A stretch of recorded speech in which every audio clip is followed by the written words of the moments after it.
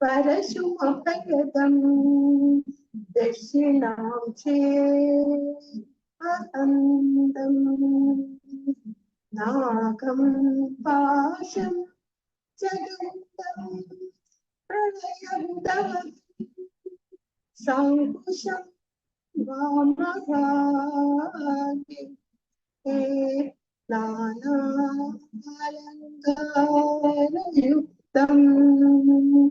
स्फटिकमणिनिभं पार्वतीशं नमामि.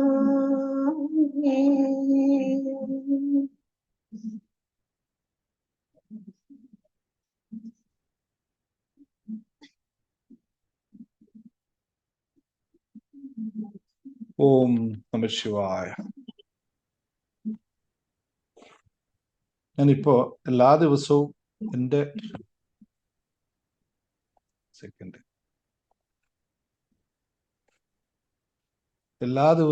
എൻ്റെ കമ്പ്യൂട്ടറിന്റെ മുമ്പിലുള്ള ഒരു വിഗ്രഹമാണിത്. ഞാനിപ്പോ ഇവിടെ കമ്പ്യൂട്ടറിന് മുമ്പിൽ ഇരിക്കുമ്പോൾ ഇത് മുമ്പിലുണ്ട്. ഞാൻ എടുത്തു വെച്ചൊന്നേ ഉള്ളൂ. ഇവിടെ ഇത് നൽകിയത് ആരാണെന്ന് അറിയണോ? അതും കൂടി അറിയണം കേട്ടോ. നമ്മുടെ ക്ലാസ്സിലേക്ക് വരുന്ന കോഴിക്കോട് നിന്നുള്ള ഒരു സഹോദരിയാണ് എനിക്കിത് കോഴിക്കോട് പ്രോഗ്രാമിൽ വെച്ച് നൽകിയത്. അവരൊരു മുസ്ലിമാണ്. അവരത് സാറിന് പറ്റിയത് ഇതാണ് എന്ന് പറഞ്ഞുകൊണ്ട് നൽകിയ ഒരു സാധനമാണ്. അപ്പൊ അത്രയും അതിനെ പ്രാർത്ഥനയോടെ കരുതുന്നു.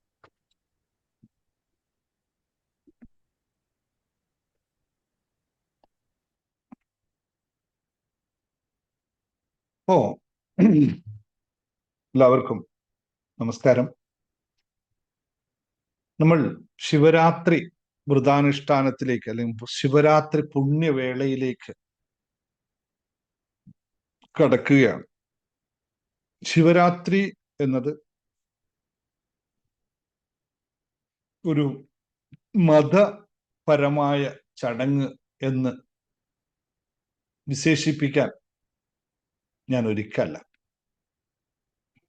കാരണം ഓരോ മനുഷ്യന്റെ മനസ്സിന്റെ തലങ്ങളെ നിർവചിക്കാൻ അല്ലെങ്കിൽ അതിനേക്ക് പാകപ്പെടുത്തിയെടുക്കാൻ നമ്മുടെ ഋഷീശ്വരന്മാർ അല്ലെങ്കിൽ പരമ്പരകൾ കണ്ടെത്തിയ ഓരോ ഉപാധികളിൽ ഒന്ന് മാത്രമാണ് ശിവരാത്രി വ്രതാനുഷ്ഠാനമെന്ന്. അല്ലെങ്കിൽ നമ്മുടെ ഉള്ളിലെ പരമമായ ആ ഒരു ചൈതന്യത്തെ തൊട്ടറിയാനും ആ ചൈതന്യത്തെ ഉൾക്കൊണ്ടുകൊണ്ട് അതിലേക്ക് വിലയം പ്രാപിക്കാൻ ഓരോ സാധാരണക്കാരനും സാധിക്കും എന്ന് മനസ്സിലാക്കി തരാനുള്ള ഒരു ഉപാധികളിൽ പെടുന്നതാണ് ശിവരാത്രി മഹോത്സവം. വിവിധമായ കഥകളിലൂടെ അല്ലെങ്കിൽ വിവിധമായ വ്യാഖ്യാനങ്ങളിലൂടെ, ആഖ്യാനങ്ങളിലൂടെ, സമ്പ്രദായങ്ങളിലൂടെ, ആചാരങ്ങളിലൂടെ, അനുഷ്ഠാനങ്ങളിലൂടെ നമ്മുടെ സനാതനമായ ആ സംസ്കൃതി ഈ കാര്യം നമ്മളിലേക്ക് ഏൽപ്പിച്ചുകൊണ്ടേയിരുന്നു. പക്ഷെ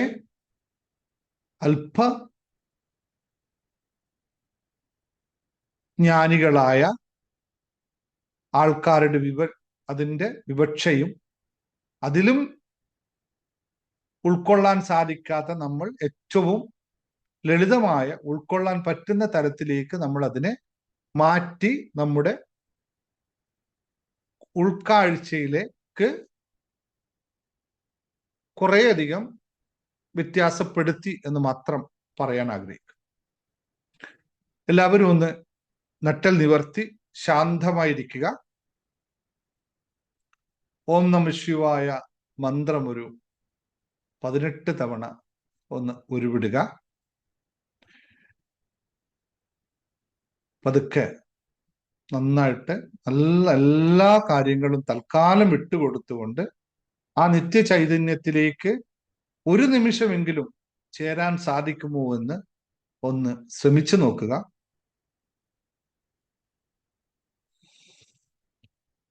ഓം നമഃ ശിവായ. ഓം നമഃ ശിവായ. ഓം നമഃ ശിവായ. ഓം നമഃ ശിവായ. ഓം നമഃ ശിവായ. ഓം നമഃ ശിവായ. ഓം നമഃ ശിവായ. ഓം നമഃ ശിവായ. ഓം നമഃ ശിവായ. ഓം നമഃ ശിവായ. ഓം നമഃ ശിവായ. ഓം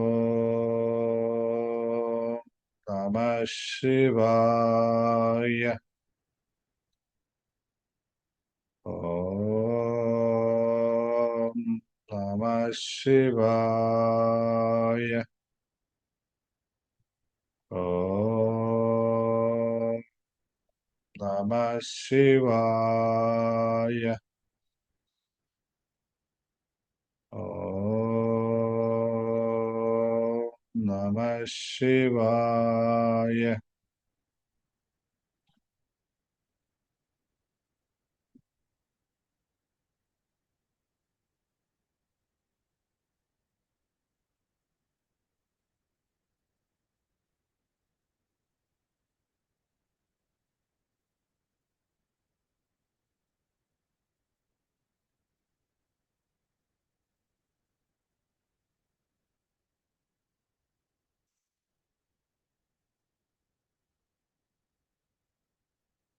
ഓം ശ്രീ ഗുരുഭ്യോ നമഃ.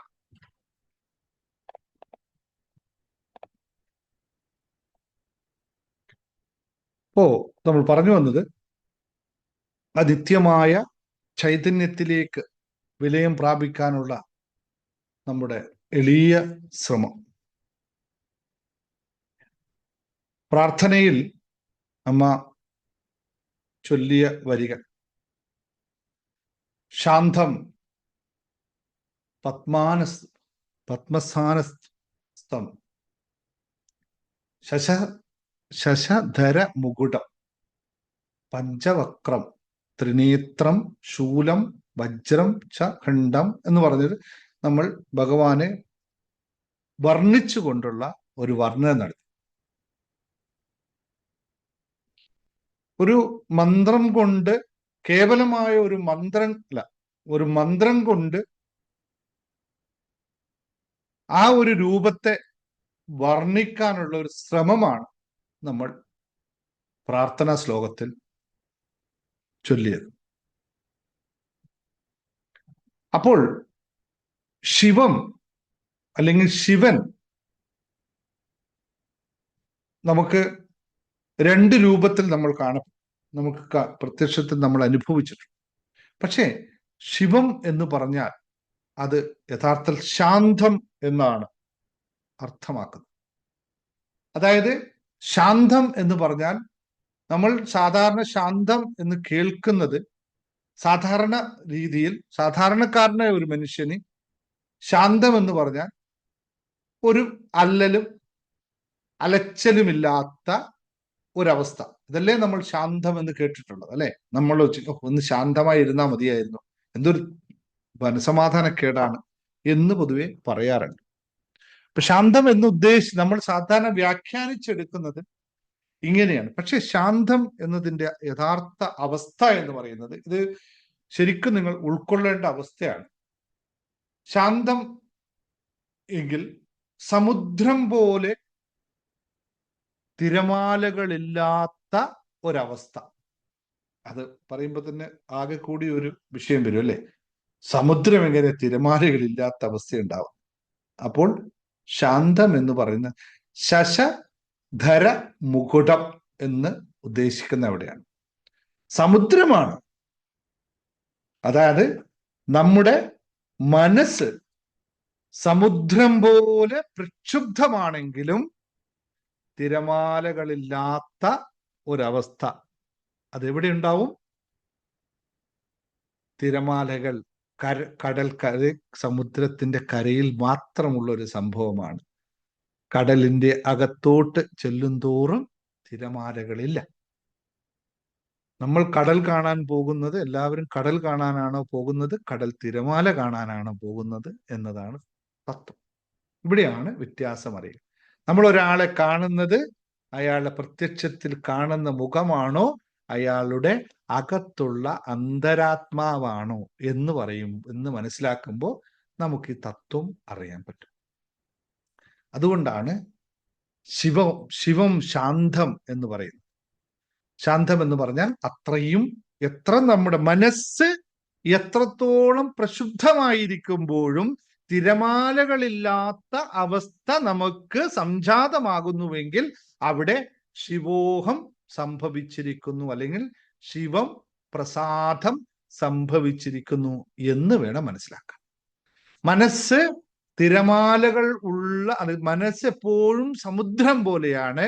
പക്ഷെ അതിൻ്റെ കരയിലടിക്കുന്ന തിരമാലകളില്ലാത്ത അവസ്ഥ നമുക്കുണ്ടാകുമ്പോൾ മാത്രമാണ്, ഞാൻ നേരത്തെ പറഞ്ഞ, എൻ്റെ അനുഭവത്തിൽ പറഞ്ഞ ശിവം കടാക്ഷം ഉണ്ടാവുകയുള്ളൂ. അതുപോലെ തന്നെ മനസ്സ് ചന്ദ്രനുമായിട്ടാണ് പ്രതീകം. ചന്ദ്രനാണ് മനസ്സിന്റെ പ്രതീകം. ആ ചന്ദ്രനെ ആരാണോ തലയിൽ ചൂടിയിരിക്കുന്നത് എന്ന് വെച്ചാൽ മറ്റൊന്നുമല്ല, നമ്മളെല്ലാം ഇപ്പോൾ മനസ്സിന്റെ ഭരണത്തിലാണ്. മനസ്സാണ് എന്നെ നിയന്ത്രിക്കുന്നത്. പക്ഷേ മനസ്സിനെ എടുത്തിട്ട് തലയുടെ മുകളിൽ വെച്ച് ഞാനാണ് മനസ്സിനെ നിയന്ത്രിക്കുന്നത് എന്ന അവസ്ഥ ആർക്കാണോ സംജാതമായിരിക്കുന്നത് അവനാണ് ശിവോഹം. അവനിൽ മാത്രമാണ് ശിവ കടാക്ഷം സംഭവിച്ചിരിക്കുന്നത്. ഇപ്പോഴെല്ലാം നമ്മൾ നിയന്ത്രിക്കപ്പെടുന്നത് നമ്മുടെ മനസ്സാലാണ്. നമ്മുടെ മനസ്സിൽ വരുന്ന കാര്യങ്ങളാണ് നമ്മൾ പറയുന്നത്, അല്ലെ? നമ്മളെ പഠിപ്പിച്ചു വെച്ച അങ്ങനെ മനസ്സ് വന്നതേ പറയാവൂ, മനസ്സിലുള്ളതേ പറയാവൂ, മനസ്സുള്ളതേ ചെയ്യാവൂ. എല്ലാ മനസ്സ് നിയന്ത്രിക്കുന്നത് നമ്മളാണ്. അതുകൊണ്ടാണ് ചന്ദ്രനെ തലയിൽ ചൂടിയിരിക്കുന്നത്. അവനാണ് യഥാർത്ഥ ശിവോഹം എന്നറിയുക. അപ്പോൾ അതുപോലെ തന്നെ ചന്ദ്രനെ നിയന്ത്രിക്കുന്ന ശിവൻ എന്നാൽ സ്വന്തം മനസ്സിനെ പൂർണ്ണമായി നിയന്ത്രിച്ച് ബോധം എന്ന അർത്ഥം ആരാണോ ഉൾക്കൊള്ളുന്നത് അവനാണ് ശിവൻ. 5 മുഖങ്ങളുള്ള പഞ്ചവക്രം, അല്ലെ? വക്രം. പ്രപഞ്ചത്തിലെ 5 മൂലകങ്ങളെയും, ഭൂമിയെയും ജലത്തെയും അഗ്നിയെയും വായുവേയും ആകാശത്തെയും ആരാണോ സൂചിപ്പിക്കുന്നത് അവനാണ്. നമ്മളെല്ലാം പഞ്ചഭൂതങ്ങളാൽ നിർമ്മിതമാണ്. പക്ഷേ നമ്മൾ അതിൽ നിർമ്മിതമാണെങ്കിലും നമ്മൾ അതിനെ കൃത്യമായി പരിപാലനം ചെയ്യുന്നുണ്ടോ എന്നുള്ള സത്യം.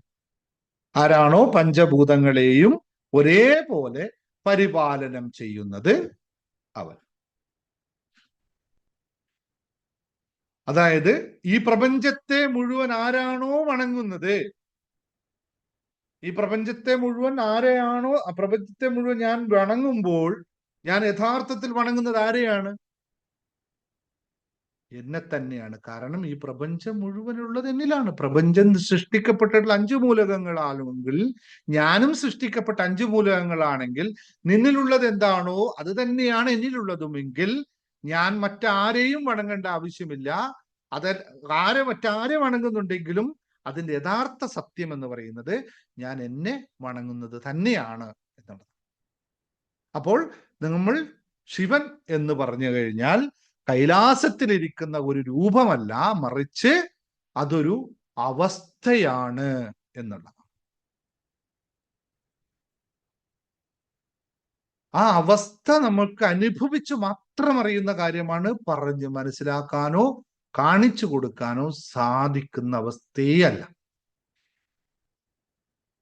അപ്പൊ ശിവരാത്രി എന്ന് പറയുന്നത് നമ്മൾ നമ്മളെ തന്നെ ഉൾക്കൊള്ളുന്ന, അറിയുന്ന, വണങ്ങുന്ന, ആ നമ്മളെ കൃത്യമായി ഉൾക്കൊള്ളുന്ന ആ അവസ്ഥയ്ക്കാണ് പറയുന്നത്. ശിവം എന്ന് പറഞ്ഞാൽ മംഗളം എന്നാണ് അർത്ഥം. നമ്മുടെ ജീവിതത്തിൽ നാം എപ്പോഴും തേടിക്കൊണ്ടിരിക്കുന്ന ഒരു സംഭവമാണ് ഹാപ്പിനെസ്, സന്തോഷം എന്നുള്ളത്. എന്നാൽ സന്തോഷത്തെ തേടി നടന്നുകൊണ്ട് ഇപ്പൊ നിങ്ങൾ ഇവിടെ ക്ലാസ്സിൽ വരുന്നതിന് ശേഷം ആദ്യമൊക്കെ മനസ്സിലായിട്ട് ഹാപ്പിനെസ് ഹാപ്പിനെസ് എന്ന് പറഞ്ഞ് ഇപ്പോൾ നിങ്ങൾക്ക് കുറേയൊക്കെ ആൾ എത്തിപ്പെട്ടിരിക്കുന്നത് ഹാപ്പിനെസ് എന്ന് പറയുന്നതല്ല എനിക്ക് വേണ്ടത്, അതിനപ്പുറത്തുള്ള കോൺഷ്യസ്നെസ് ആണ്, അതിനപ്പുറത്തുള്ള ഒരു മംഗളകരമായ അവസ്ഥയാണ്, അല്ലെങ്കിൽ ശുഭമായ അവസ്ഥയാണ്. സന്തോഷം അതിനപ്പുറത്തേക്ക് സമാധാനം, സന്തോഷം ആദ്യം തേടി അവിടെ കുറച്ച് കഴിഞ്ഞപ്പോൾ നമുക്ക് മനസ്സിലായി സന്തോഷത്തിന് അപ്പുറത്തുമാണ് സമാധാനം, സമാധാനത്തിനപ്പുറത്തേക്കാണ് എനിക്ക് പോകേണ്ടത്. അതായത് എൻ്റെ അൾട്ടിമേറ്റ് ഗോൾ എന്ന് പറയുന്നത് എൻലൈറ്റ്മെന്റ്, ജ്ഞാനോദയമാണ് എന്നുള്ള അവസ്ഥ വന്നു. ഇതിനെയാണ് മംഗളം എന്ന് പറയുന്നത്. അപ്പൊ ശിവൻ അർപ്പിക്കുക എന്ന് പറഞ്ഞാൽ മംഗളകരമായി മാറുക എന്ന അവസ്ഥ പറയും. അപ്പൊ സന്തോഷത്തിൽ, താൽക്കാലികമായ സന്തോഷത്തിൽ നിന്നും അടുത്ത പടികൾ കയറി, അല്ലേ? ഞാൻ എപ്പോഴും പറയാറുണ്ട്, നമുക്ക് 4ാമത്തെ പടിയാണ് നമ്മൾ ഇപ്പൊ ക്ലാസ്സിൽ കൃത്യമായി പറഞ്ഞു, 4ാമത്തെ പടിയാണ് ജേണി ടു ഹാപ്പിനെസ്, സന്തോഷത്തിലേക്ക് എത്താം. പിന്നെ 5ഉം 6ഉം പടികൾ കഴിഞ്ഞ് 6 പടി വരെ ഞാനുള്ളൂ, അതിനപ്പുറത്തേക്ക് ഞാൻ നിങ്ങൾക്ക് കാണിച്ചു തരാൻ ഇല്ല എന്ന് ഞാൻ കൃത്യമായി പറഞ്ഞത്. 6ാമത്തെ പടി എത്തുമ്പോഴാണ് ജ്ഞാനോദയം സംഭവിക്കുന്നത്. പിന്നെ നിങ്ങൾ ശിവനിൽ ലയിക്കുന്നു. പിന്നെ ആ യാത്ര നമ്മുടെ കയ്യിലല്ല, അത് ഗുരുവിന്റെ കയ്യിലല്ല, നിത്യ ചൈതന്യമായ ആ പ്രപഞ്ച സത്യത്തിന്റെ കയ്യിലാണ്. അതുകൊണ്ടാണ് 6 പടികൾ വരെ നിങ്ങൾ യാത്ര ചെയ്യാൻ ഞാൻ പറയും. അതായത് ആനന്ദദായകമായ അവസ്ഥയിലേക്ക് എത്തണം. എങ്ങനെ ആനന്ദദായകമായ അവസ്ഥ എത്തുമ്പോൾ പ്രപഞ്ചത്തിലെ സർവ്വതും അതിൻ്റെതായ നിയതിയിൽ നടന്നു പോകുമ്പോഴും സംഭവിച്ചു പോകുമ്പോഴും മഴയും വെയിലും അല്ലെങ്കിൽ എന്താ പറയുക ശരത്കാലങ്ങളെല്ലാം വന്നു പോകുമ്പോഴും എന്നിലുള്ള ആ ചൈതന്യം, ആ സന്തോഷം, ആ മംഗളം, ആ ആനന്ദം ഞാൻ നിത്യവുമായി കൊണ്ട് നടക്കുന്നുവെങ്കിൽ ഞാൻ ശുദ്ധബോധമായ, അല്ലെങ്കിൽ പ്രപഞ്ചത്തിലെ ഏറ്റവും ശുദ്ധമായ ആ ബോധാവസ്ഥയിലേക്ക് ഞാൻ എത്തുന്നു. അതാണ് ശിവം എന്ന് പറയുന്ന അവസ്ഥ. കാരണം ഇത് നമ്മളിലുള്ള അവസ്ഥ തന്നെയാണ്. പക്ഷെ ഇതിനെ ഓരോ ശ്വാസത്തിലും, ഓരോ ചിന്തയിലും, ഓരോ വാക്കിലും, ഓരോ അവസ്ഥയിലും ഈ ചൈതന്യത്തെ നമ്മൾ ഉൾക്കുക എന്ന അവസ്ഥ, ഇതാണ് നമ്മൾ മനസ്സിലാക്കേണ്ടത്. അപ്പോൾ മറ്റൊരു സത്യം കൂടി നമ്മൾ ഇവിടെ മനസ്സിലാക്കണം. നിങ്ങൾ ഇതുവരെ കേൾക്കാത്ത, അല്ലെങ്കിൽ നിങ്ങൾ ഇതുവരെ പലരും ശ്രദ്ധിച്ചിട്ടുണ്ടാവും, എന്നാലും ഒന്നുകൂടി കുറച്ചു സാധാരണക്കാരിൽ ശ്രദ്ധിക്കാത്ത ഒരവസ്ഥ, നമ്മുടെ സനാതനധർമ്മ സംസ്കൃതിയിൽ ഏറ്റവും പ്രാധാന്യമുള്ള, അല്ലെങ്കിൽ ലോകത്തിന് നമ്മൾ നൽകിയ ഏറ്റവും വലിയ സംഭാവനയും ഒരു കാലത്തും ഒരു കാര്യത്തിലും ലോകത്തിൽ ഒരാൾക്ക് മാറ്റിവെക്കാൻ പറ്റാത്തതുമായ ഒരു അവസ്ഥയാണ് ശൂന്യം എന്ന് പറയുന്നത്. സീറോ. ഇത് വളരെ എന്തുകൊണ്ട് ഭാരതത്തിൽ നിന്ന് മാത്രം സീറോ സംഭവിച്ചു എന്നും ഇന്നതില്ലാതെ പ്രപഞ്ചത്തിൽ ഒന്നും ഒന്നും നടക്കില്ല എന്നും പറയുന്ന അതിബൃഹത്തായ ഒരു സമ്പ്രദായം നമ്മുടെ വേദ സംഹിതയിൽ തന്നെ തുടങ്ങുന്നു. ഉപനിഷത്തുകൾ അതിനെ വ്യാഖ്യാനിക്കുന്നു. ഒക്കെ പറഞ്ഞ് ശൂന്യമാണ്. ശൂന്യം എന്ന് പറഞ്ഞാൽ സിംഗുലാരിറ്റി അല്ലെങ്കിൽ സ്പേസ്, അൺലിമിറ്റഡ് സ്പേസ്. ഇതാണ് ശിവം എന്ന് പറയുന്ന അവസ്ഥ. ഒരു അന്തവുമില്ല, ആദിയുമില്ല, അന്തവുമില്ല, അല്ലെ? ഇതാണ് സീറോ. ഒന്നുമില്ലായ്മയിൽ നിന്നാണ് എല്ലാം ഉണ്ടായത് എന്ന തത്വത്തെ നമ്മൾ പറയുമ്പോൾ ആരും അത് ആദ്യം അംഗീകരിച്ചില്ല. അതെങ്ങനെ സംഭവിക്കും എന്ന് ശാസ്ത്രവും എന്താ പറയാ വെസ്റ്റേൺ ലോകവും ചോദിച്ചു. ഇന്ന് സയൻസ് എത്തി നിൽക്കുന്നത് ഒന്നുമില്ലായ്മയിൽ നിന്നാണ് എല്ലാം ഉണ്ടായതെന്നും എന്നാൽ എല്ലാം ഓരോന്നിലും ഈ പ്രപഞ്ചം തന്നെ അടങ്ങിയിരിക്കുന്നു എന്നും ഇപ്പോ പറഞ്ഞുകൊണ്ടിരിക്കുന്ന അസ്ട്രോഫിസിക്സ് എത്തിക്കൊണ്ടിരിക്കുന്നത് മാറ്റേഴ്സിൽ നിന്ന് മാറി ഡാർക്ക് മാറ്റേഴ്സിൽ പോയി ആ ഡാർക്ക് മാറ്റേഴ്സ് ആണ് ഈ പ്രപഞ്ചത്തിലെ 90% അടങ്ങിയിരിക്കുന്നത് എന്നും ആ ഡാർക്ക് മാറ്റേഴ്സിനെ നമുക്ക് ഡിഫൈൻ ചെയ്യാൻ സാധിക്കില്ലെന്നും ഉള്ള അവസ്ഥയിലേക്ക്, അതിനെയാണ് സ്പേസ്, അൺലിമിറ്റഡ് സ്പേസ് എന്ന് പറഞ്ഞുകൊണ്ടിരിക്കുന്നത്. എന്തുകൊണ്ട് ശിവലിംഗം ഇങ്ങനെ വന്നു എന്ന ചോദ്യത്തിന് ഉത്തരം അന്ന് തന്നെ എത്രയോ വർഷങ്ങൾ മുമ്പ് തന്നെ നമ്മുടെ സംസ്കാരത്തിൽ പറഞ്ഞു. ഈ പ്രപഞ്ചം സഞ്ചരിച്ചു കൊണ്ടിരിക്കുകയാണ്. ആ സഞ്ചരിച്ചു കൊണ്ടിരിക്കുന്ന പ്രപഞ്ചത്തിന്റെ ഒരു ഷെയ്പ്പാണ് ശിവലിംഗം എന്ന്. അന്ന് ആർക്കും അത് മനസ്സിലായില്ല. ഇന്ന് സയൻസ് തെളിയിച്ചു തരുന്നുണ്ട്. പ്രപഞ്ചം അതിവേഗം അതിദൂരം സഞ്ചരിച്ചു കൊണ്ടിരിക്കുന്ന സംഭവമാണ്. അപ്പൊ സഞ്ചരിച്ചു കൊണ്ടിരിക്കുന്ന പ്രപഞ്ചത്തെ ഒരു വസ്തു അതിവേഗത്തിൽ പോയിക്കൊണ്ടിരിക്കുമ്പോൾ അതിന്റെ ഫ്രണ്ട് പോർഷൻ എങ്ങനെയായിരിക്കുമെന്നും അതിന്റെ ബാക്ക് പോർഷൻ എങ്ങനെയായിരിക്കുമെന്നും സയൻസ് ഇന്ന് പിക്ചർ അടക്കം തരുന്നു. ആ പിക്ചറിനെ എടുത്ത് വെച്ച് കഴിഞ്ഞാൽ ശിവലിംഗത്തെ കാണാൻ പറ്റും. അപ്പൊ ഇത് അത്രയും കാര്യകാരണ സഹിതം നമ്മൾക്ക് എത്രയോ വർഷങ്ങൾക്ക് മുമ്പ് തന്നെ മനസ്സിലാക്കി തന്നപ്പോൾ ആർക്കും അത് ഉൾക്കൊള്ളാൻ പറ്റിയില്ലെന്ന് പറയും. അതുപോലെ തന്നെയാണ് അത് ഒരു മൺപാത്രം ഉടഞ്ഞാൽ അതിനുള്ളിലുള്ള ആകാശം വലിയ ആകാശത്തിൽ ചേരുന്നു എന്ന് പറയുന്ന വളരെ സിമ്പിൾ ആയിട്ടുള്ള കോൺസെപ്റ്റ്.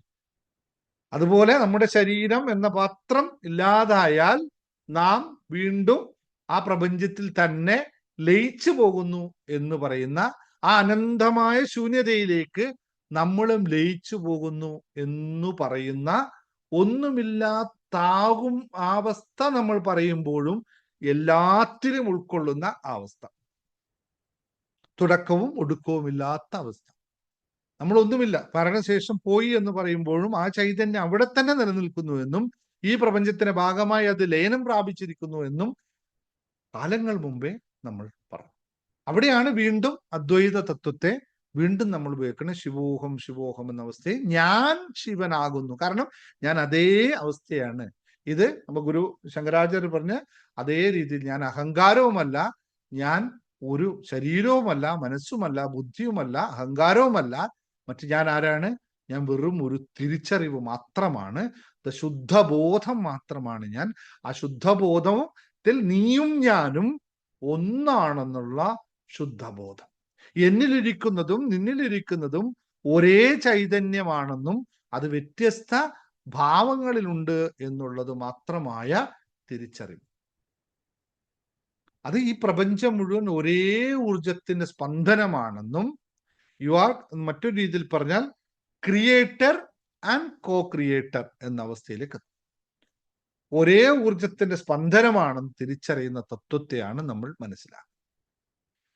ഞാൻ എന്ന് നമ്മൾ സ്ഥിരം ഉച്ചരിക്കുമ്പോഴും എൻ്റെ ബുദ്ധി, എൻ്റെ മനസ്സ്, എൻ്റെ ശരീരം, എൻ്റെ മക്കൾ, എൻ്റെ പണം, എൻ്റെ വീട്, എൻ്റെ ഇതൊക്കെ പറയുമ്പോഴും ഞാനും എൻ്റേതും ഒന്നല്ല എന്ന് അവിടെ പറയുമ്പോൾ നമ്മൾ യഥാർത്ഥത്തിൽ നമ്മൾ എൻ്റെ എന്നതെല്ലാം ബാഹികമായ ഭൗതികമായ കാര്യങ്ങളാണെന്നും ഞാൻ മാത്രമാണ് ഉണ്മയെന്നും യഥാർത്ഥ സത്യമെന്നും ഞാൻ എന്നെ മാത്രമാണ് ശ്രദ്ധിക്കേണ്ടതും ഞാൻ എന്നിലെ എന്നെ കണ്ടെത്താൻ ശ്രമിക്കുമ്പോൾ മാത്രമാണ് ഞാൻ യഥാർത്ഥ ഞാനായി മാറുന്നത് എന്നുമുള്ള ഉത്ബോധനം നമുക്ക് മനസ്സൊരു വിസ്മയത്തിൽ തന്നെ തുടക്കത്തിൽ നിങ്ങൾക്ക് വായിച്ച് മനസ്സിലാക്കിയ കാര്യം.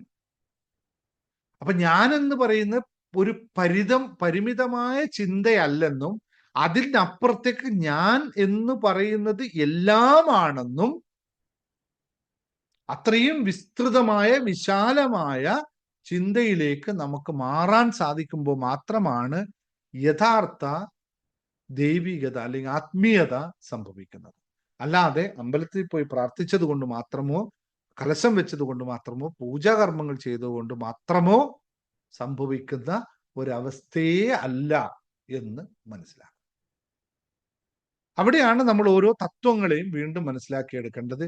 എന്താണ് നമ്മൾ കേട്ടറിഞ്ഞ തത്വങ്ങളും എന്താണ് ഖണ്ഡത്തിൽ ശിവൻ ഇറക്കി വെച്ചതെന്നും എന്തിനാണ് ദക്ഷയാഗവും സതിയുടെ അഹങ്കാരവും സതിയും ഉണ്ടായതെന്നും ആ അവസ്ഥയ്ക്ക് എന്താണ് അതിന്റെ യഥാർത്ഥത്തിൽ നമ്മളെ മനസ്സിലാക്കി തരുന്നതെന്നും നമ്മൾ മനസ്സിലാക്കണം. അപ്പൊ ആ കഥയിലേക്ക് ഒന്ന് എളുപ്പത്തിൽ പോകാം. നിങ്ങൾ കേട്ട കഥയിലാണോ എന്ന് നോക്കുക. ഞാൻ എപ്പോഴും പറയാറുണ്ട്, ഞാൻ എന്ത് സംസാരിക്കാൻ ശ്രമിക്കുമ്പോഴും നമ്മുടെ മനസ്സിന്റെ തലങ്ങളെ പറ്റിയിട്ടാണ് ഞാൻ ഈ ആ സ്പിരിച്വാലിറ്റിയെ മുഴുവൻ എടുക്കുന്നത്. കാരണം അത് തന്നെയാണ് സ്പിരിച്വാലിറ്റി ഫണ്ടമെന്റൽ എന്ന് എപ്പോഴോ തിരിച്ചറിഞ്ഞ ഒരു സത്യം. അപ്പൊ ദക്ഷയാഗവും സതിയുടെ എന്താ പറയാ സതിയുടെ സതി ആചാരവും ഒക്കെ നമ്മൾ ഒരു കഥകളാക്കിയിട്ടുണ്ട്. ഇവിടെയാണ് അഹങ്കാരത്തിന്റെ ആത്മീയ ബലിയെ നമ്മൾ മനസ്സിലാക്കേണ്ടത്. പ്രജാപതിയായ ദക്ഷൻ അല്ലെ വലിയൊരു യാഗം നടത്തുന്നു. മകളായ സതിയും മരുമകനായ ശിവനെയും ക്ഷണിക്കുന്നില്ല എന്ന് നിങ്ങൾക്കറിയാവുന്ന കഥ. പക്ഷെ സതി പറയുന്നു, അച്ഛൻ നടത്തിയ യാഗമാണ്, അതുകൊണ്ട് എനിക്ക് പോയേ പറ്റുള്ളൂ, ഞാൻ പോകും, എന്നെ വിളിച്ചില്ലെങ്കിൽ ഞാൻ പോകണം എന്ന് പറയുന്നു. ഭർത്താവിനെയും കൂട്ടി വരുന്നു. അങ്ങനെ സതി അവിടെ ചെല്ലുകയും, പക്ഷെ ദക്ഷൻ എന്ന് പറയുന്ന ആരാണ്? ദക്ഷൻ എന്നാൽ നമ്മുടെ ഈഗോ, ബോഡി, നമ്മുടെ ശരീരത്തിന്റെ ഈഗോ. ഞാൻ പ്രാപ്തിയുള്ളവനാണ്, ഞാൻ പ്രജാപതിയാണ്, എനിക്ക് കഴിവുണ്ട്, എനിക്ക് സ്വത്തുണ്ട്, എനിക്ക് സമ്പാദ്യമുണ്ട്, ഞാൻ ഇവരെയൊന്നും മൈൻഡ് ചെയ്യേണ്ട ആവശ്യമില്ല, എനിക്കെല്ലാം ചെയ്യാൻ കഴിയുമെന്ന് അഹങ്കാരമുള്ള അഹങ്കാരിയായ ദക്ഷൻ നിങ്ങളിൽ എത്ര പേരിൽ കുടികൊള്ളുന്നുണ്ട് എന്നൊന്ന് ചിന്തിച്ചു നോക്കിയേ. ലൗകികമായ നേട്ടങ്ങൾ അഹങ്കരിക്കുന്ന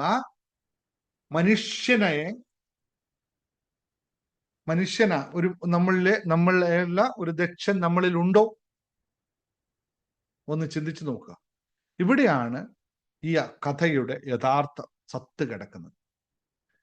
പക്ഷെ ആ ദക്ഷൻ ഈശ്വരൻ, പരമസത്യമായ ഈശ്വരനെ പോലും തള്ളിക്കളയുന്നു എന്നുള്ളതാണ്.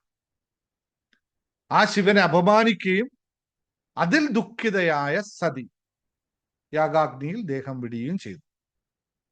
അപ്പോൾ ഇതറിഞ്ഞ ശിവൻ തന്റെ ജഡ പിഴുതെടുത്ത് ഭൂമിയിലടിക്കുകയും അതിൽ നിന്നും വീരഭദ്രൻ ജനിക്കുകയും ദക്ഷന്റെ തല വെട്ടുകയും ചെയ്യുന്നു. പിന്നീട് ആടിന്റെ തല വെച്ച് ദക്ഷനെ പുനർജീവിപ്പിക്കുന്ന മറ്റൊരു. അപ്പോൾ ഇവിടെ ദക്ഷൻ എന്ന് പറഞ്ഞാൽ അഹങ്കാരിയായ ബോഡി കോൺഷ്യസ്നെസ്സിനെ പറയുമ്പോൾ, സതി എന്ന് പറയുന്നത് വളരെ സതിയുടെ അതിനു മുമ്പേ സതിയുടെ കഥകളൊക്കെ നമ്മൾ കേൾക്കണം. സതിയെ ശിവനെ വരിക്കാൻ കാരണമായ എത്രയോ കാര്യങ്ങൾ, എത്ര ഇതിലൂടെ കടന്നുപോയിട്ടാണ് സതി ശിവനെ വരിച്ചതെന്നും ആ ശിവൻ സതിയുടെ ഭർത്താവായി മാറുന്നതിന് മുമ്പ് ശിവൻ ഏത് അവസ്ഥയിലായിരുന്നു എന്നൊക്കെ നമ്മൾ പഠിക്കണം, അറിയണം. ശിവനെ സ്നേഹിക്കുന്ന സതി അവന്റെ ഉള്ളിലുള്ള ബുദ്ധിയാണ്, അതായത് സതി എന്ന് പറഞ്ഞാൽ നമ്മുടെ മനസ്സിന്റെ അല്ലെങ്കിൽ ബുദ്ധിയുടെ അടയാളമാണ്, ഇന്റലക്ട് ആണ്. അപ്പൊ ബുദ്ധി പറയുന്നു ശരിയല്ല, അഹങ്കാരിയായ പിതാവ് ചെയ്തത് ശരിയല്ല എന്ന് ബുദ്ധിക്ക് മനസ്സിലാവുന്നു. അതായത് ബുദ്ധി പറയുന്നു എൻ്റെ അച്ഛനാണ് അത് ചെയ്യുന്നത്, അതുകൊണ്ട് ഞാൻ ബുദ്ധിപൂർവ്വം പോണം, അതെന്റെ കടമയാണ് എന്ന് ബുദ്ധിയും മനസ്സും പറയുന്നു. പക്ഷെ അവിടെ എത്തിയപ്പോൾ ശരീരം പറയുന്നു, ഈ ശരീരം അതിനെ മറ്റു രീതിയിൽ അപമാനിക്കുന്നു. അപ്പോൾ ബുദ്ധി സ്വയം അപമാനിക്കപ്പെടുന്നു. അപ്പോ ഈശ്വര ചൈതന്യത്തിൽ നിന്ന് വിട്ട് ബുദ്ധി ഇല്ലാതായി മാറുന്നു. ഇത് നിങ്ങൾക്ക് റിലേറ്റ് ചെയ്യാൻ പറ്റുന്നുണ്ടോ? ഇത്തരം കാര്യങ്ങൾ നമ്മുടെ ജീവിതത്തിൽ സംഭവിച്ചതായിട്ട്? യെസ്, ഒന്ന് ആലോചിച്ച് നോക്കി. ഇങ്ങനെയൊക്കെ നിങ്ങളുടെ ജീവിതത്തിൽ പലപ്പോഴും സംഭവിച്ചിട്ടില്ലേ? ബുദ്ധി ഒന്ന് പറഞ്ഞു, ശരീരം വേണ്ട വേണ്ട വേണ്ട. ഉദാഹരണം, വളരെ ലളിതമായ ഉദാഹരണം പറയാം. നിങ്ങൾ ഭക്ഷണം കഴിക്കുമ്പോഴൊക്കെ പൊതുവെ ബുദ്ധി പറഞ്ഞു ഇത് വേണോ, ഇത് കഴിച്ചാൽ ശരിയാവോ, എന്തെങ്കിലും ബുദ്ധിമുട്ടാവോ? അപ്പൊ ശരീരം പറയാം അല്ലേ? വളരെ എളുപ്പത്തിൽ പറയാൻ പറ്റുന്ന കാര്യമാണല്ലോ ഞാൻ പറയുന്നത്. നമുക്ക് സാധാരണ ഇങ്ങനത്തെ കാര്യങ്ങൾ പറഞ്ഞാൽ നമുക്ക് മനസ്സിലാവുള്ളൂ അല്ലേ? അത് അങ്ങനെയുള്ള അവസ്ഥ നമുക്കും വരുന്നുണ്ട് എന്നുള്ളതാണ്. അപ്പോ ഇവിടെ വീരഭദ്രൻ എന്തിനാണ് ജനിച്ചപ്പോ? അഹങ്കാരത്തെ അഹങ്കാരം അതിരുവിടുമ്പോ പ്രപഞ്ചം വലിയ വിനാശങ്ങൾ വരുത്തുന്നു എന്ന് നമുക്കറിയാം. വീരഭദ്രൻ എന്നത് ശിവന്റെ കോപത്തിൽ നിന്നുണ്ടായതല്ല. അതുകൊണ്ടാണ് ശിവന്റെ കോപം മുടി എടുക്കുകയും ആ മുടിയെ അടിക്കുകയും മാത്രമാണ് ശിവൻ ചെയ്തത്. പക്ഷെ അവിടെ പ്രകൃതി അഹങ്കാരത്തെയും കോപത്തെയും അടക്കി നിർത്താനായിട്ട് പ്രകൃതി എടുത്ത തീരുമാനമാണ് വീരഭദ്രൻ. വീരഭദ്രന്റെ കഥകളൊക്കെ പിന്നെയും കുറെ കാര്യങ്ങൾ കേൾക്കണം. അതിനുശേഷം വീരഭദ്രൻ എന്ത് ചെയ്തു എന്നൊക്കെ കേൾക്കണം. അപ്പോഴാണ് നിങ്ങൾക്ക് മനസ്സിലാവുക. ഇത് ലളിതമായി പറഞ്ഞു വന്നു. അപ്പൊ പ്രകൃതിയുടെ തിരുത്തലിന്റെ പ്രക്രിയയാണ്. തിരിച്ച് ഒരു ഇത് സംഭവിച്ചു. അഹങ്കാരം അവിടെ ഇല്ലാതെയായി, കോപവും അവിടെ ഇല്ലാതെ. കാരണം കോപിഷ്ഠനായി പിന്നെ സംഭവിക്കുന്നതൊക്കെ ശിവൻ പോകുന്ന യാത്രയൊക്കെ നമ്മൾ കാണണം കേട്ടോ. അതൊക്കെ പിന്നെ അതിന്റെ കൂടെ കാണും. ഇവിടെയാണ് അവസ്ഥ. പിന്നെ എന്തുകൊണ്ട് ആടിന്റെ തലയെടുത്ത് വെച്ചു എന്നല്ലേ? ആടെങ്ങനെയാ കരയണേ? ആടെപ്പോഴും കരഞ്ഞുകൊണ്ടിരിക്കുന്ന ആട്, ഇതെല്ലാം ഇതിന്റെ അകത്തും. ആടെപ്പോഴും മെഹേ മെഹേ ഞാൻ ഞാൻ ഞാൻ ഞാൻ എന്ന് മാത്രമേ ആടിന് പറയാനുള്ളൂ. ഇത് പറയുന്ന വേറൊരു ജീവിയില്ലല്ലോ. അപ്പോ അഹങ്കാരത്തെ മാറ്റി വെറും ഒരു വിനയത്തോടെ ഞാൻ നിസ്സഹായനാണ്, ഞാൻ ആടിനെ പോലെ വെറും നിസ്സഹായനാണെന്ന് എന്ന് ദക്ഷനെ സമ്മതിപ്പിക്കുന്ന ഒരു അവസ്ഥയാണ് ആടിന്റെ തല എടുത്തു വെച്ചത്. ഇവിടെയാണ് നമ്മൾ മനസ്സിലാക്കേണ്ട സന്ദേശം ഇത്രയാണ്. നമ്മുടെ ഉള്ളിലെ ദക്ഷനെ, അഹങ്കാരത്തെ കൊല്ലാതെ ശിവനെ, സമാധാനത്തെ കണ്ടെത്താൻ കഴിയില്ല എന്ന തത്വം. അപ്പോൾ നിങ്ങൾക്ക് ഇത് മനസ്സിലായി കാണുമല്ലോ. അല്ലാതെ അവിടെ ശിവൻ പോയിട്ട് അടിച്ച് ദക്ഷൻ എന്ന് പറയുന്ന പ്രജാപതിയെ കൊന്നതൊന്നുമല്ല സത്യമെന്നും, ശിവരാത്രി എന്ന് പറഞ്ഞാൽ അവനവന്റെ മനസ്സിനെ അഹങ്കാരത്തിൽ നിന്നും പുറത്തു കടത്തി ആത്മീയമായിട്ടുള്ള അവസ്ഥയിലേക്ക് കൊണ്ടുപോകാനുള്ള ദിവസമാണ്. ഇത് നിങ്ങൾക്ക് ഇന്നു മുതൽ ചെയ്യാൻ താല്പര്യമുണ്ടോ? അങ്ങനെയുള്ള അഹങ്കാരത്തെ ഇനിയും വെടിയാൻ നിങ്ങൾ എത്ര പേര് തയ്യാറാണ്? ഒന്ന് പേരെഴുതി നോക്കിയേ. ഈ ദക്ഷനെ കൊല്ലാൻ ഇന്ന് തീരുമാനിക്കുന്ന ആൾക്കാരൊക്കെയുണ്ട്. എന്തായാലും നിങ്ങൾക്ക് ആടിന്റെ തല വെട്ടി വെക്കാൻ ഞാൻ തൽക്കാലം തയ്യാറല്ല. ദക്ഷനെ ഇന്നു മുതൽ എനിക്ക് വേണ്ട എന്ന് പറയുന്ന എത്ര പേര്? നിങ്ങൾ ആരും ചതിയാവുകയും വേണ്ട.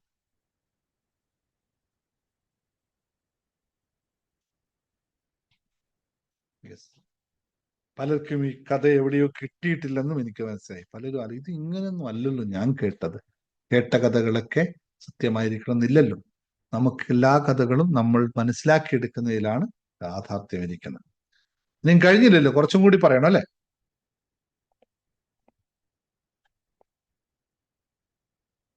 അപ്പൊ എന്താണ് ശിവരാത്രിയുടെ അർത്ഥം? എന്തിനാണ് ഈ ശിവരാത്രി ആഘോഷിക്കുന്നത്? എന്തുകൊണ്ടാണ് എനിക്ക് രാത്രി ആഘോഷിക്കാൻ തീരുമാനിച്ചത്? പകൽ വലിയ ആഘോഷമൊന്നുമില്ല. ശിവരാത്രി എന്നത് ശിവപകൽ എന്ന് കൊടുക്കാത്ത, നമുക്ക് പകലാണ് ഏറ്റവും സുഖമുള്ളത്. പണ്ടൊക്കെ രാത്രി വെളിച്ചവും ഇല്ല, ഒന്നുമില്ല, പിന്നെ എന്തിനാണ് രാത്രി ആഘോഷിക്കാൻ തന്നത്? ശിവരാത്രി രാത്രി മാത്രം എന്താണ് എന്ന് ചിന്തിക്കണം അല്ലെ? ശിവരാത്രി എന്ന് പറഞ്ഞാൽ ശിവന്റെ രാത്രി അല്ലെ? അപ്പൊ എന്താണ് ഈ ശിവൻ എന്ന് മനസ്സിലായല്ലോ. ആരാണ് ശിവൻ എന്ന് മനസ്സിലായല്ലോ. അപ്പൊ നമുക്കൊരു രാത്രി. എന്താണ് ഈ രാത്രി? രാത്രി എന്നാൽ തമസ്. തമസ് എന്ന് പറഞ്ഞാൽ അജ്ഞത. നമ്മുടെ ജീവിതത്തിലെ അജ്ഞതയായ രാത്രിയെ നമ്മളൊന്ന് കാണുക. എന്താണ് നമ്മുടെ അജ്ഞതയാകുന്ന രാത്രി? അല്ലെങ്കിൽ അജ്ഞത എന്താണ്? നമ്മൾ യഥാർത്ഥത്തിൽ നമ്മളുടെ അജ്ഞത എന്താണ്? കാമ ലോഭ മോഹാദികളും, അല്ലെങ്കിൽ നമ്മൾ മറ്റൊരു ഭാഷയിൽ പറഞ്ഞാൽ നമ്മുടെ മനസ്സിലെ ഇംപ്യൂരിറ്റീസും. ജേർണി ടു ഹാപ്പിനെസ്സിലേക്ക് വന്നാൽ നമ്മുടെ 10 മാലിന്യങ്ങൾ ആണ് രാത്രി. നമ്മുടെ മോഹങ്ങളും ദേഷ്യങ്ങളും അസൂയയും ഈഗോയും എല്ലാം എന്താണ് ഇപ്പോഴുള്ള അവസ്ഥ? അതൊക്കെ എവിടെ കിടക്കണു? ജേർണി ടു ഹാപ്പിനെസ്സിൽ വരും, നമ്മുടെ ഹാപ്പിനെസ് മാസ്റ്ററിൽ വരുന്നത് വരെ അങ്ങനെ ഒരു സംഭവത്തെ എനിക്കറിയില്ലായിരുന്നു. ഇപ്പൊ മനസ്സിലായി ഇതൊക്കെ എവിടെയോ ഇന്നിലുണ്ട് എന്നും, അത് ചിലപ്പോ മാത്രം സടകുടഞ്ഞ് എഴുന്നേക്കുന്നു, ബാക്കിയുള്ള സമയത്തൊക്കെ ഉറങ്ങിക്കിടക്കുന്നു എന്നും. ശരിയല്ലേ?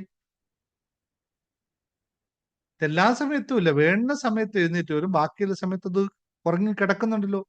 ഈ ഉറങ്ങിക്കിടക്കുന്നത് എപ്പോഴാ? ഉറങ്ങുന്ന എപ്പോഴാ? രാത്രി.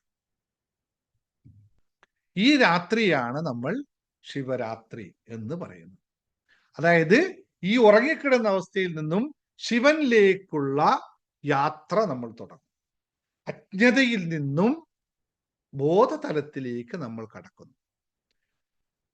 ശിവരാത്രിയിൽ എന്തുകൊണ്ട് ഉണർന്നിരിക്കണം എന്ന് പറയുന്നു അല്ലെ? ശിവരാത്രി ഉറങ്ങാനുള്ള ദിവസമല്ല, ഉണർന്നിരിക്കേണ്ട ദിവസമാണ് എന്ന് വെച്ചാൽ എല്ലാവരും ഉറക്കം എളിച്ച് അപ്പുറത്തും ഇപ്പുറത്തും കുശുമ്പും കുന്നായ്മയും അസൂയയും ദേഷ്യവും പറഞ്ഞ് നടക്കുന്ന ആൾക്കാർ ഇപ്പോഴും ഇല്ലേ? നിങ്ങൾ അനുഭവം ചെയ്തിട്ടില്ലേ?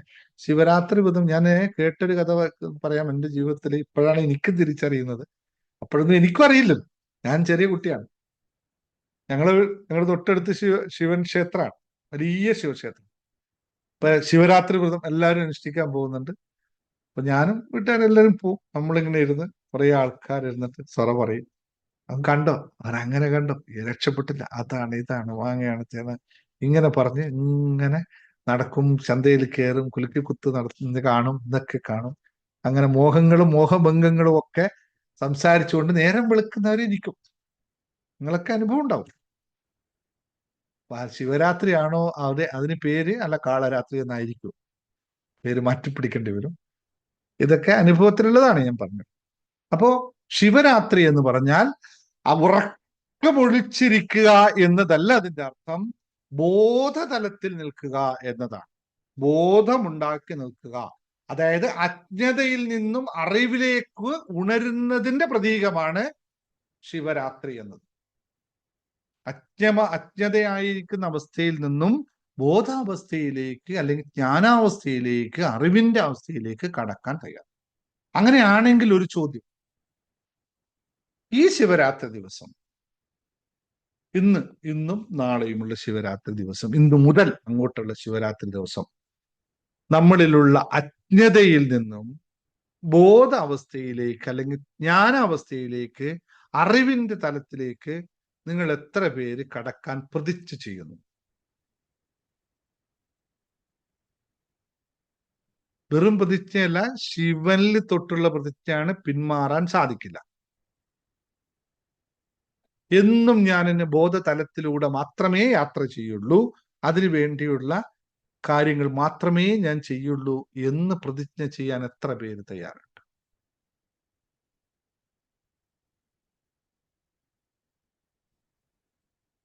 വളരെ കുറച്ച്.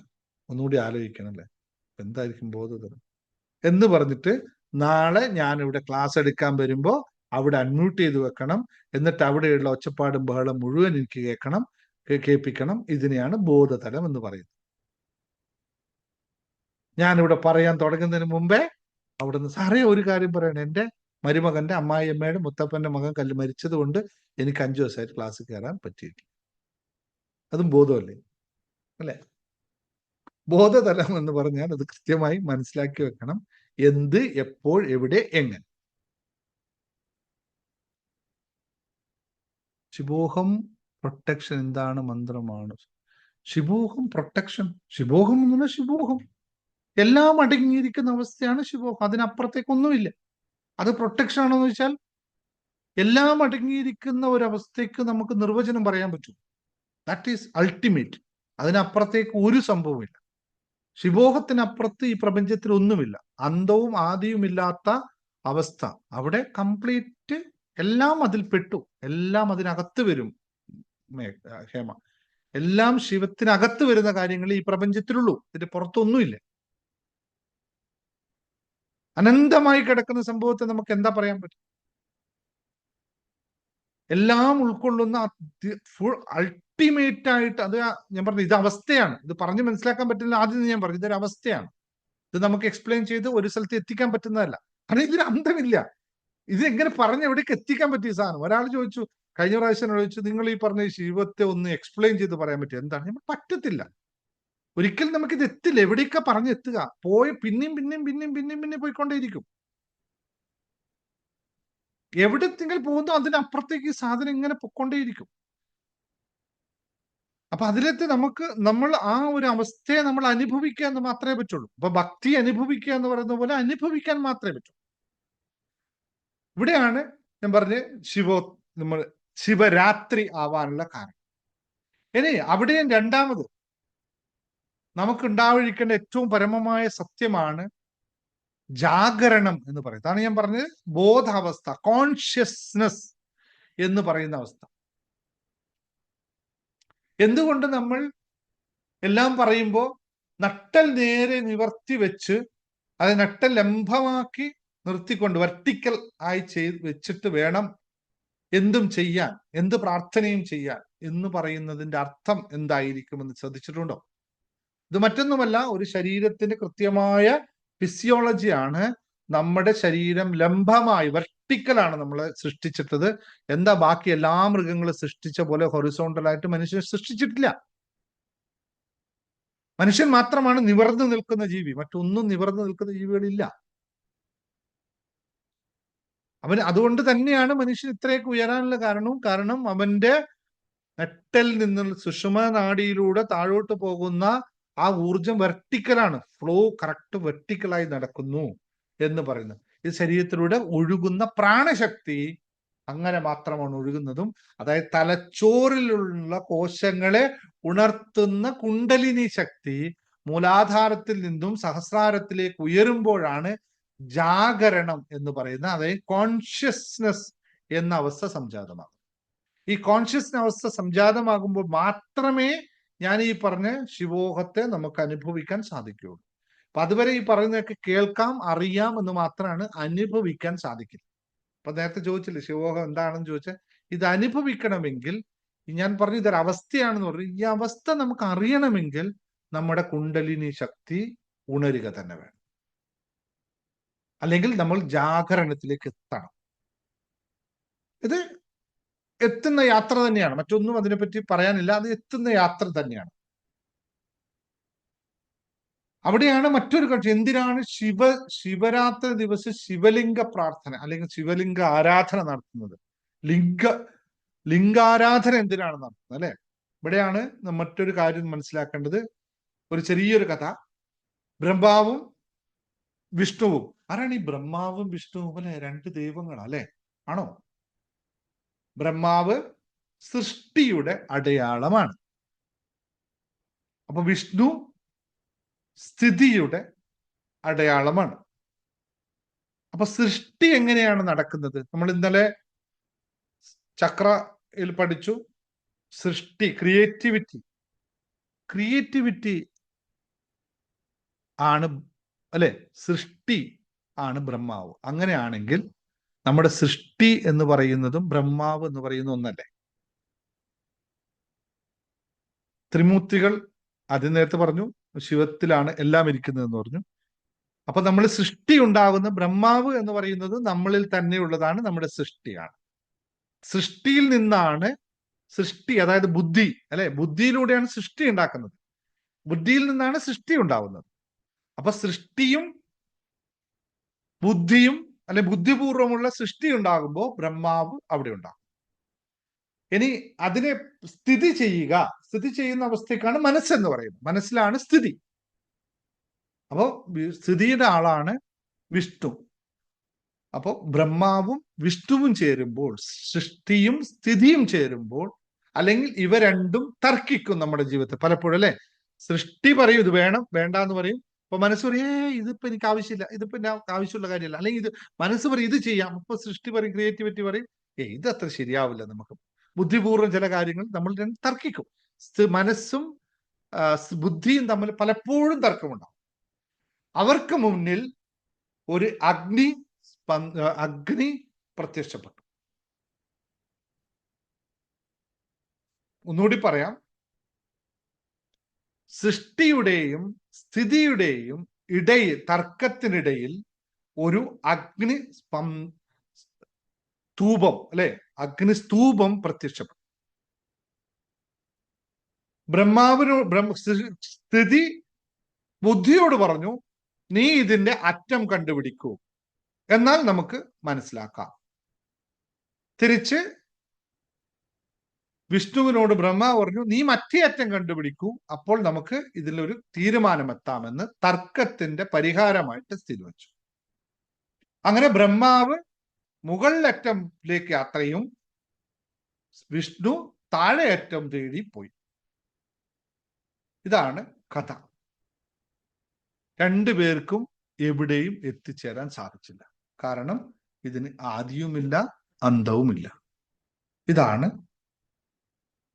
ശിവലിംഗം എന്ന് പറയുന്ന അനന്തമായ വെളിച്ചം. നേരത്തെ പറഞ്ഞു പ്രപഞ്ചം സഞ്ചരിച്ചു കൊണ്ടിരിക്കുന്ന അനന്തമായ വെളിച്ചം. ഇതിന് എവിടെയും എത്താൻ പറ്റില്ല. അപ്പൊ സത്യം ഇവിടെ അത്രേ ഉള്ളൂ. സത്യം എന്നത് അന്വേഷിച്ച് കണ്ടെത്താൻ സാധിക്കുന്ന ഒന്നല്ല. ബുദ്ധിയും മനസ്സും തമ്മിൽ തർക്കിക്കുമ്പോൾ അതിൽ ഒരു തീരുമാനത്തിൽ എത്തുക എന്ന് പറയുന്നത് അനുഭവത്തിലൂടെ സാധിക്കുള്ളൂ.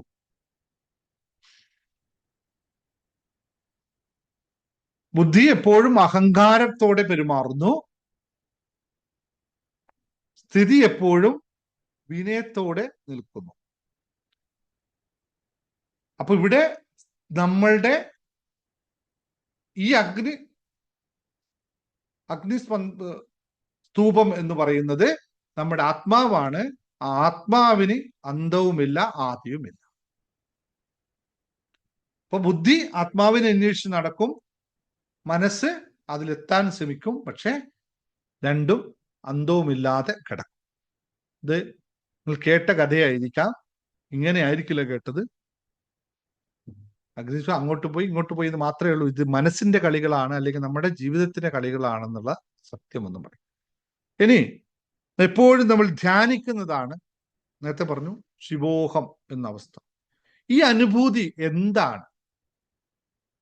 നിങ്ങൾക്ക് എങ്ങനെയാണ്? ഞാൻ നേരത്തെ ഓങ്കാരം ഓം നമ ശിവായ ചൊല്ലുമ്പോൾ നമ്മൾ അനുഭവിച്ച ആ ഒരു അവസ്ഥ എന്താണ്? എങ്ങോട്ടാണ് നമ്മൾ ഇനിയിപ്പോ നമ്മൾ കുറെ കാലങ്ങളായിട്ട് മാറ്റിവെച്ചിരിക്കുന്ന ഒരു കാര്യമാണ് നാമജപം. ഇപ്പൊ ശാന്തിപഥത്തിൽ എല്ലാ ദിവസവും നാമജപം ചൊല്ലാറുണ്ട്. വളരെ കുറച്ച് ആൾക്കാർ മാത്രമേ പങ്കെടുക്കുന്നുള്ള സത്യം ആണ്, എത്തുന്നില്ല ആൾക്കാർ. ഈ നാമജപത്തിൽ ഓങ്കാരം ചൊല്ലുമ്പോഴും ഓങ്കാരം ഉരുവിടുമ്പോഴും ഓം നമ ശിവായ ഉരുവിടുമ്പോഴും എന്താണ് സംഭവിക്കുന്നത്? ഓം നമ ശിവായ ഉരുവിടുമ്പോൾ നിങ്ങൾ കേട്ട കഥകളിൽ കണ്ട ചിത്രത്തിൽ കാണുന്ന, അല്ലെങ്കിൽ കേട്ട കഥകളിൽ ഹിമാലയത്തിൽ വസിക്കുന്ന ആ ഒരു ചിത്രത്തെ, മനുഷ്യനൊന്നും ഞാൻ പറയാനില്ല, ആ ചിത്രത്തെ ഓർത്തിട്ടാണോ നിങ്ങൾ ഓം നമ ശിവായ ചൊല്ലുന്നത്? അല്ല, പഞ്ചാക്ഷരി മന്ത്രം നമ്മൾ ഓം നമ ശിവായ, മംഗളമായ ആ ഭൂതത്തെ, നമ ശിവായ ഞാൻ പറഞ്ഞു, ശിവായ എന്ന് പറഞ്ഞ മംഗളം, ശിവൻ എന്ന് പറഞ്ഞ മംഗളം, നമ എന്ന് പറഞ്ഞാൽ ഞാൻ നിന്നെ വണങ്ങുന്നു, മംഗളമായ ആ അവസ്ഥയെ ഞാൻ വണങ്ങുന്നു എന്നാണോ നിങ്ങൾ മനസ്സിലാക്കി ചൊല്ലുന്നത്? അല്ല, എവിടെയോ കിടക്കുന്നു എന്ന് കരുതുന്ന ആ ഒരു രൂപത്തെയാണോ നിങ്ങൾ പ്രാർത്ഥിക്കുന്നത്? അങ്ങനെ വരികിൽ നമ്മുടെ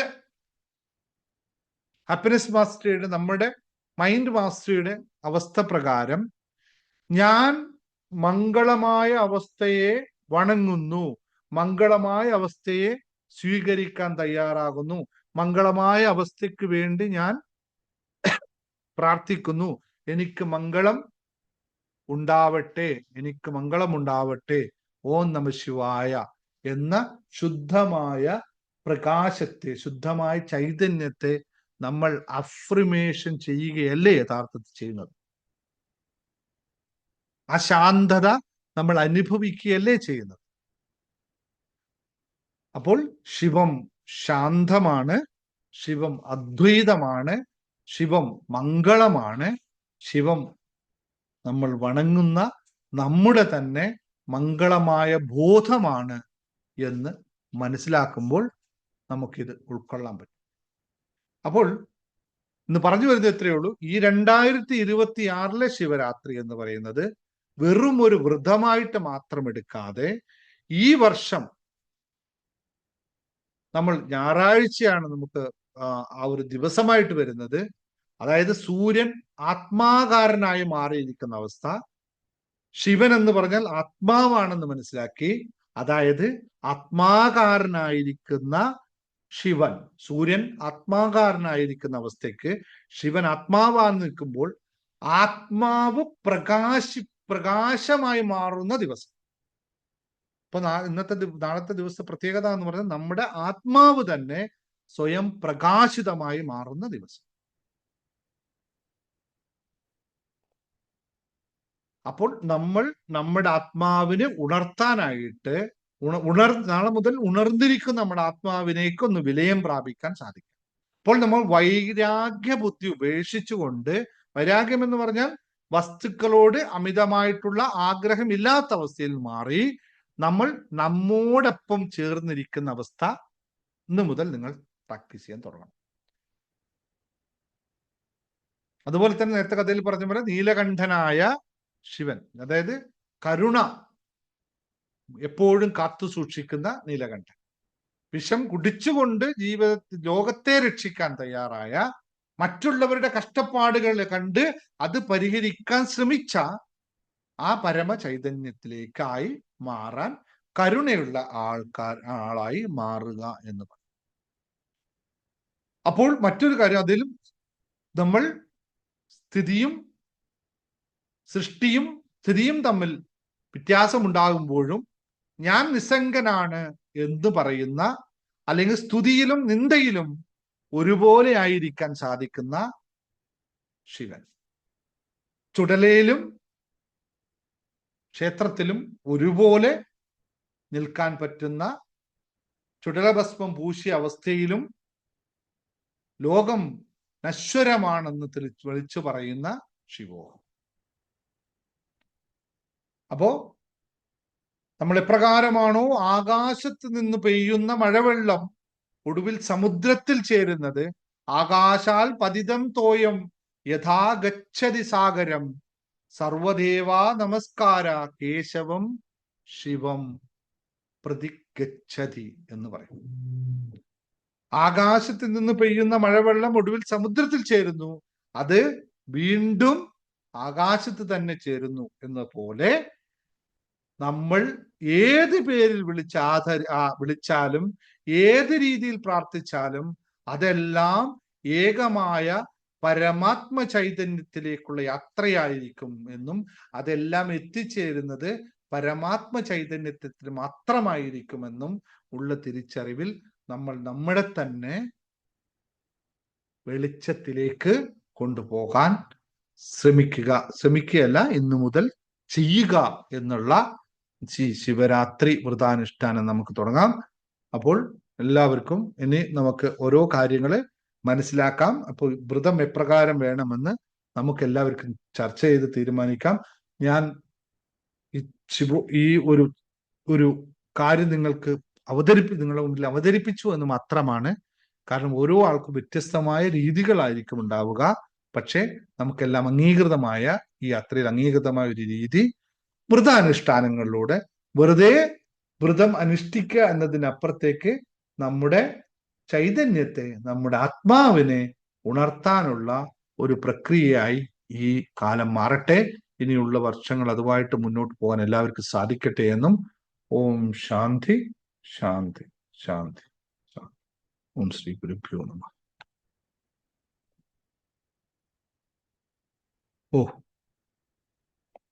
താഴെയുള്ള നമ്പർ നോക്കിയേ.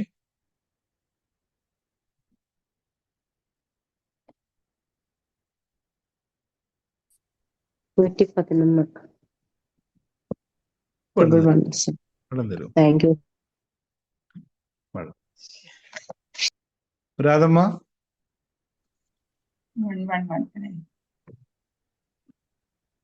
അപ്പൊ നമുക്ക് നാളെ മുതലുള്ള ഇപ്പോഴുള്ള പ്രാർത്ഥന എങ്ങനെ വേണം, അല്ലെങ്കിൽ നമ്മുടെ ആചാരം എങ്ങനെ വേണം, നമ്മൾ എന്തൊക്കെ ചെയ്യാനാണ് ഉദ്ദേശിക്കുന്നത് നമുക്കൊന്ന് തീരുമാനിക്കാം. ഗീത ചോദിച്ച ചോദ്യത്തിന് ഉത്തരം നാളത്തെ ക്ലാസ്സിൽ പറയാം. അതിന് ഉത്തരം വളരെ ലളിതമാണ്. ഗീത, ശിവൻ സംഹാരമൂർത്തിയാണ്. നമ്മുടെ യഥാർത്ഥ സംഹാരം ആരാണ് നമ്മളിൽ ചെയ്യുന്നത്? അയ്യോ, ആരും ഒന്നും തിന്നാൻ കൊണ്ടുവന്നില്ല, കിടന്നോളും. ഞാൻ എന്താണോ പറഞ്ഞത് അത് അവിടെ ഉണ്ടല്ലോ അല്ലേ? ഓക്കെ, ശരി. രാധമ്മ, നമുക്ക് എങ്ങനെയാ എല്ലാവരും, നിങ്ങൾ ശാന്തിപഥത്തിൽ എങ്ങനെ തീരുമാനിച്ചത് നമ്മളുടെ വ്രതാനുഷ്ഠാനം? ശാന്തിപഥത്തിലൊന്നും തീരുമാനിച്ചില്ല സാർ. ഞാൻ സാറിനോട് ചോദിച്ചിട്ട് സാറിന്റെ ക്ലാസ്സിലൂടെ പറയാന്നാ വിചാരിച്ചിരുന്ന. ഓക്കെ, എന്നെക്കാളൊക്കെ ഒരുപാട് ഓണം ഉണ്ടല്ലേ, പറഞ്ഞോ എങ്ങനെ വേണം? രാജലക്ഷ്മി അമ്മയുടെ നമുക്ക് ആദ്യം ചോദിക്കാം. ജ്യോതിഷർ അതിന്റെ കൃത്യമായി പറഞ്ഞു പറഞ്ഞു എങ്ങനെ വേണം നമുക്ക്. നാളത്തെ ശിവരാത്രി അല്ലേ?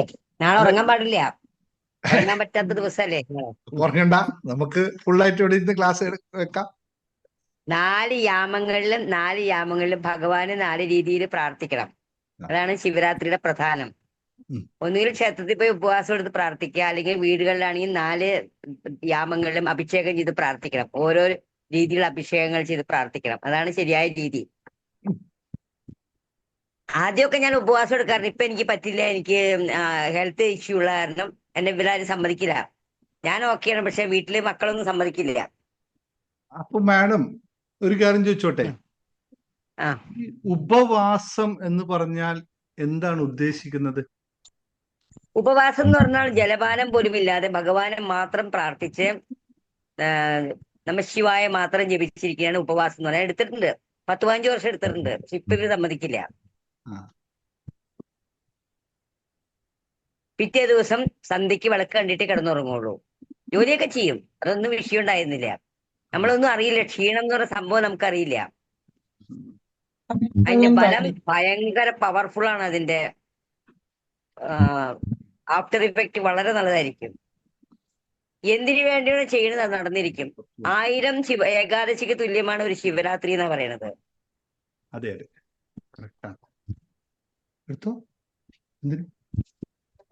ഇല്ല ഓക്കെ. അപ്പൊ നമ്മൾക്ക് നാളെ എങ്ങനെ ചെയ്യാം? നമുക്ക് ഇന്ന് മുതലുള്ള വ്രതാനുഷ്ഠാനം. അതെ, ഇന്ന് മുതൽ വ്രതാണ്. അതെ, ശരിയാ. അത്താഴം ഉണ്ണാൻ പറ്റില്ലല്ലോ, അത്താഴമൊന്നും കഴിക്കില്ല. ഉച്ചയ്ക്ക് കുറച്ച് ഊണ് കഴിച്ചിട്ട്